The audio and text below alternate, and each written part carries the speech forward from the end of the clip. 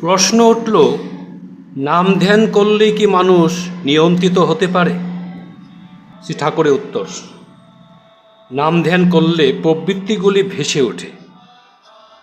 জল জাল দিতে যেমন তলার জল উপরে ওঠে, এও তেমনি ভিতরে চাপা যা আছে তা যখন ধরা পড়ে তখন নিয়ন্ত্রণ করার পক্ষে সুবিধা হয়।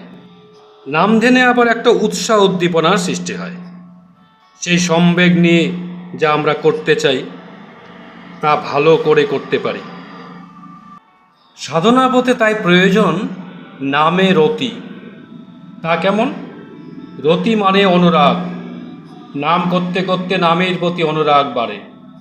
নামের প্রতি যত অনুরাগ বাড়ে, নামের প্রতিও তত অনুরাগ বাড়ে। কারণ নাম করলে নামের কথাই মনে পড়ে।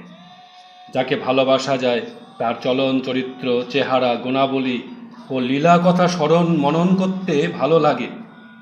ওই ভালো লাগার সঙ্গে সঙ্গে ইচ্ছা হয় নিজের চলন চরিত্রকে নিজ বৈশিষ্ট্য অনুযায়ী তদনু করে তুলতে। এর ভিতর দিয়ে আসে নীরক পরখ। নিজের দোষগুণ যেমন বোঝা যায়, তেমন আত্মনিয়ন্ত্রণ করতে ইচ্ছে করে। মানুষ আত্মনিয়ন্ত্রণ যতই করে ততই দেখে যে এর শেষ নাই। এর প্রয়োজন বোধের থেকে মানুষ আবার নিরন্তর নাম করবার প্রয়োজন বোধ করে। তাছাড়া ইষ্টের অফুরন্ত চাহিদা ও ইচ্ছা পূরণ করতে গিয়ে মানুষ সর্বদাই নিজের শক্তির অসম্পূর্ণতা সম্বন্ধে সচেতন হয়। ওই শক্তির সন্ধানে মানুষ তখন নামের শরণাপন্ন হয়। যত নাম করে ও তার পথে চলে ততই বোধ করে ভিতর থেকে কে যেন অনবরত শক্তি ও বুদ্ধি জুগিয়ে যাচ্ছে।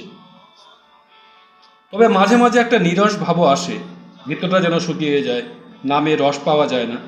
তখন কিন্তু জোর করে নাম চালাতে হয়। লেগে থাকতে থাকতে আবার ঠিক হয়ে আসে। মানুষ জীবনে যত যাই করুক কোনোটাই সার্থকতা লাভ করে না যতদিন সে ইষ্টকে কায়মন প্রাণে ভালোবাসতে না পারে।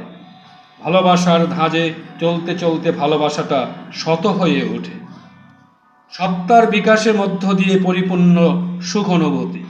সত্তার বিকাশ না হলে সুখ কোথায়? মানুষ যত অনুরাগ মুখর তপস্যায় ব্যাপৃত থাকে ততই তার ভিতরে অজ্ঞাত কন্দর উদ্ভাসিত হয়ে বোধের রাজ্যে ধরা দেয়। এই যে নিত্য নতুন আত্মপরিচয়, এতেই তো মানুষের সুখ।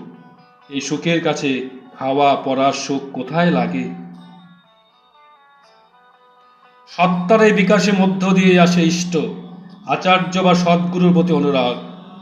আর তার প্রতি একান্ত প্রীতি প্রসন্ন অনুরাগই আনবে আত্মনিয়ন্ত্রণ, যার নিয়মিত অনুশীলনেই ঘটবে চলার পথে অভ্রান্ত দিক দর্শন। অপরিমেয় শান্তি সুধায় ভরে উঠবে বিনা দৈনিক চলমান এই পৃথিবী।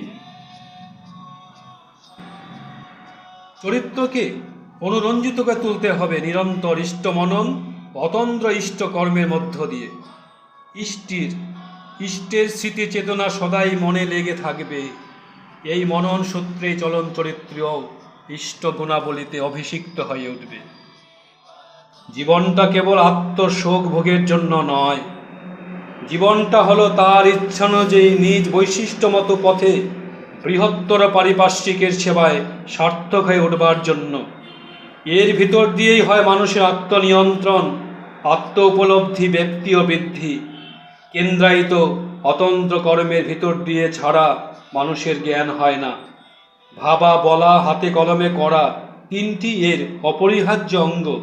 একটাকে বাদ দিয়ে আরেকটা হয় না। তাই আমি বলি যজন যাজন ইষ্টভীতির কথা।